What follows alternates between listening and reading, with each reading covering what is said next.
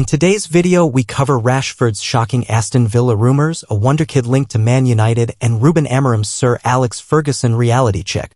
Let's dive into all the latest drama and transfer updates from Old Trafford. Hit that like button, subscribe, and stay tuned for the full breakdown. Marcus Rashford's Aston Villa contract, Man United asking price, and fresh dig at Ruben Amorim. Marcus Rashford may have struggled to make an impact in his England return on Friday night, but the forward has smile back on his face at Aston Villa to suggest no way back at Manchester United. In a little less than 7 weeks, Marcus Rashford has gone from unwanted at Manchester United to a Champions League quarter-finalist at Aston Villa, who is back in the England starting 11.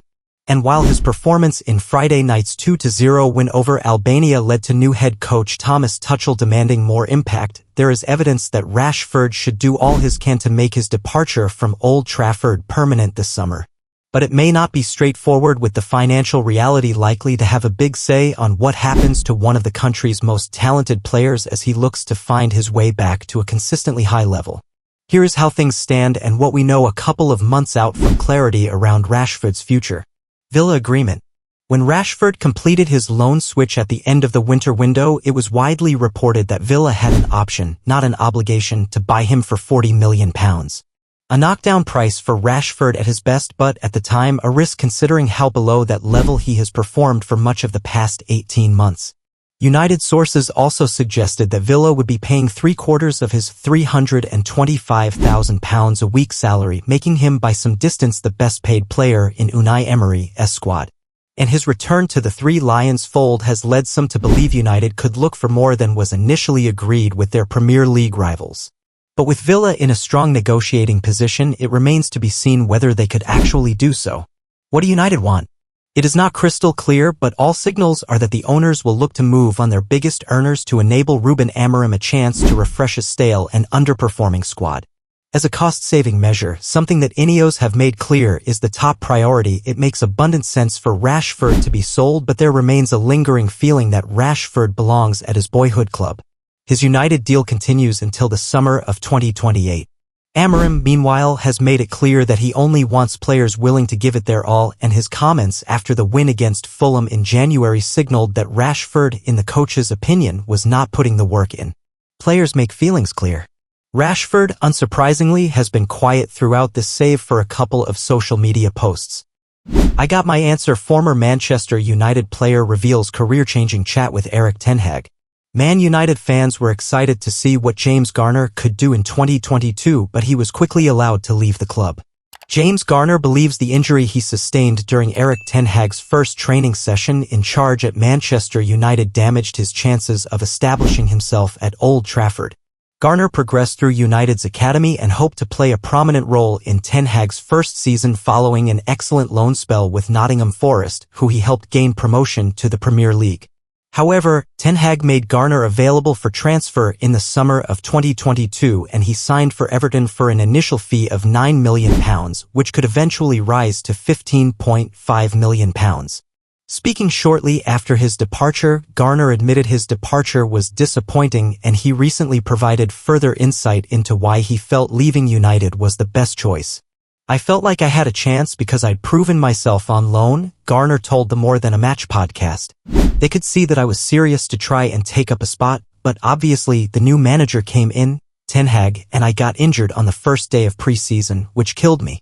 I've come back and I want to show people that I've developed in the gym and all that, doing everything maxed out and all that stuff, and I've maxed out on my quad. I tore it basically. I was running, and every time I planted on my right side it felt like my right side was 20 kilograms heavier than the left. It was weird, so I got a scan and I was out for 3 weeks. I missed the first few weeks of the new manager. That was his very first session and I was injured on the first day. He's come to implement his new style and a new way of playing, and I got injured on the first day. I'm not saying I would have stayed. I could have. I might have hit the ground running on the first day and he might have thought, I'm keeping him, he's good. I might have suited him, but we'll never know. Garner continued, we went to Thailand and came back. I played 1 or 2 games, but didn't play as well as I'd liked, coming back from injury, being nervous and wanting to impress. And then it was kind of a conversation, so I went to see him, Ten Hag, and I said, honestly, I kind of want some kind of answer whether I'm going to play a part of this season. He said, you're going to play a part, but I'm not going to promise anything. I thought I got my answer. I'm not scared to go out of my comfort zone. I think it's time now to go and play. I didn't want to stagnate. I didn't want to sit on the bench after playing every single game in the season before. Garner joined United's academy aged 7 and he was handed his first team debut in February 2019. After leaving United, he told The Times, "In the moment it is very disappointing. That was the club that I trained with 5 times a week for years and years and years." Man United in contact to sign 17-year-old Wonderkid labeled the new Edinson Cavani. He has world-class potential. Manchester United are looking to sign young talents this summer, with a new forward among Jason Wilcox's targets.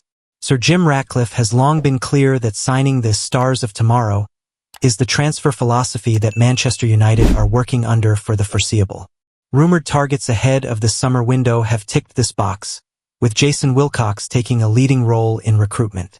Chris Rigg seems like a nailed-on target for United, with his talent in the midfield fitting the bill of Ineos' dream signings. Similarly to this, fellow English starlet Tyler Dibbling is the subject of heavy interest from United. United have cast their net further than domestically though, with Europe and South America having several exciting options for the Red Devils. This has already been acted upon, with United swooping to sign Diego Leon. Now, Greece seems to be the destination of one target as United make contact. Manchester United in contact for Charalampos Kostalas. Greece is quite a hotbed for talent right now, with United keen on signing Olympiacos' Christos Mouzakaitis, who has been likened to the quality of a young Andres Iniesta. But it is now his teammate, Charalampos Kostalas, who United have swooped to sign, with contact now made with Olympiakos. This is according to Greek outlet Sportime and journalist Yannis Kourianopoulos. It is claimed that United have contacted Olympiakos for Kostalas with a £25 million asking price expected to be demanded by the Greek Super League giants. However, a stumbling block comes as Olympiakos are not considering selling their Wonderkid forward during the summer period. What would Charalampos Kostalas bring to Manchester United? Signing Kostalas would be an interesting, but exciting move from United, as the 17-year-old is showing signs of having all the tools to be a future great striker. Kostalas has been ranked as the youngster with the 4th highest potential in world football by Transfer Room. This season he has begun breaking out into a star for the Greek side, scoring 6 goals this season and playing a key role in the Europa League. Kostalas has been compared by Jacek Kulig with Edinson Cavani and also Karim Benzema for his movement, instinct, technique and finishing in front of goal, while his work rate also stands out. It would be interesting to see where Kostalas fits into the striking department, with Cheeto Obi already filling the role as a young super kid in attack. Although United do need more options. Having Obi and Kostalas behind a Victor Osimhen, for example, would be excellent for the club and fix the years of having no teeth up top. Ruben Amorim handed Sir Alex Ferguson reality check over size of task at Man United. Ruben Amorim has endured a difficult start to life in the Old Trafford dugout, and Manchester United legend Brian Robson is under no illusion at the size of the Portuguese coach's task. Manchester United legend Brian Robson reckons Ruben Amorim has accepted a tougher challenge at Old Trafford than the one handed to Sir Alex Ferguson almost 40 years ago. Ferguson took over a team that was struggling at the wrong end of the table when he arrived in Manchester in November 1986, and even with Captain Fantastic Robson at his peak, the Reds still finished the season in a disappointing 11th place. It took the Scot 3.5 years to save his job by winning the FA Cup and another 3 to end United's 26-year wait for the title. But Fergie then went on to become the most successful manager in the club's history. Amorim is tasked with an even bigger rebuild, according to Robson. Amorim has got a massive job on his hands, said the skipper who, in 1993, lifted the first of United's 13 Premier League trophies. Sir Alex had a similar rebuild. But when he came into the club, he brought Erik Harrison, Brian Kidd, and Nobby Stiles onto the staff and said, "Go out and bring me the best young players from around Manchester." He ended up with the class of '92, and they came into a team that had already won the Premier League a couple of times. From then on, the club achieved unbelievable things, but that was Alex's vision. You could see the boss planning it. He brought in great players with great attitude, and that's why he was so successful as a manager. I think it's a lot tougher for Amorim because of the competition. Man United was massive back in the day and people weren't talking as much about clubs like Liverpool and Arsenal.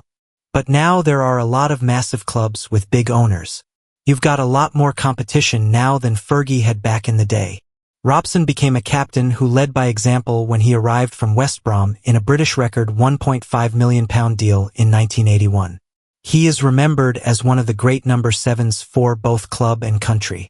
And while he recognizes the contribution that current captain Bruno Fernandes is making to Amorim's struggling team, the 68-year-old has urged the Portuguese to cut out some of his theatrics. Robson, speaking exclusively through Bet Select, said, "Bruno has been in fantastic form in the last 2 months.